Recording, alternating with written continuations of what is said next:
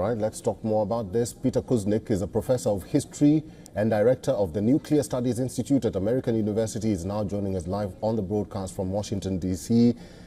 Mr. Kuznick, thank you very much for making time for us. North Korean troops fighting for Russia in Ukraine. How will it impact the current war or the current conflict? Because there are some critics who say that Russia is showing its weakness by this move.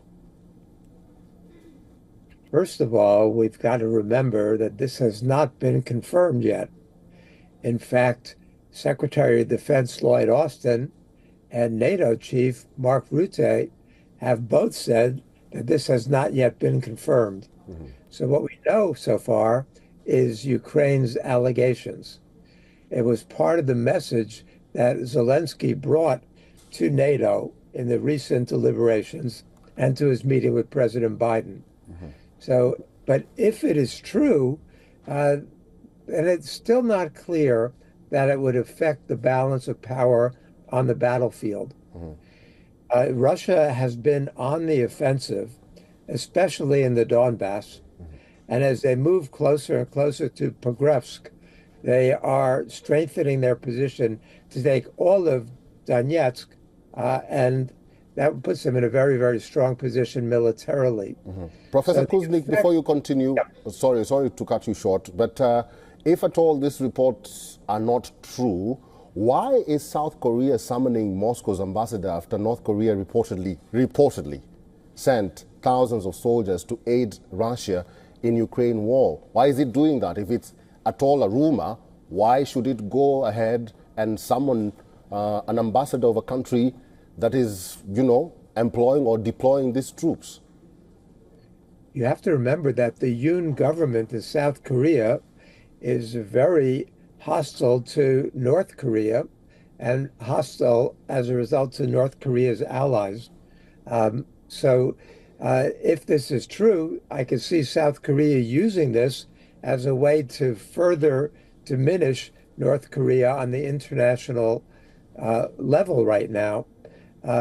But we don't have any evidence of this. The South Koreans have made allegations and the Ukrainians have made allegations. The Russians have denied it.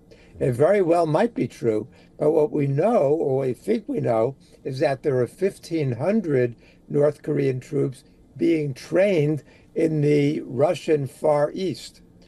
But Zelensky has alleged that 10,000 more are on the way and that they're to be used in fighting. That doesn't make sense to most military experts. The North Koreans have had no experience militarily, really, since 1953 with the end of the Korean War. Mm-hmm. So the thought that they could be integrated is very, very questionable. Some people allege that they could be used for cannon fodder, mm-hmm. That they would be sacrificial lambs in the onslaught. But again, does Russia need them at this point? Ukraine is on the defensive. Ukraine had the incursion into Kursk, which was very dramatic initially, but that now is being rolled back, and they are on the defensive and losing ground in the east. So I don't see why Russia would risk hurting itself diplomatically by taking this step. It's possible, it's certainly possible, and we're all awaiting evidence to see if it's true. All right. We are waiting for evidence to see if it is true. You're right about that. I've been talking to Peter Kuznick, who's a professor of history and director of the Nuclear Studies Institute at American University.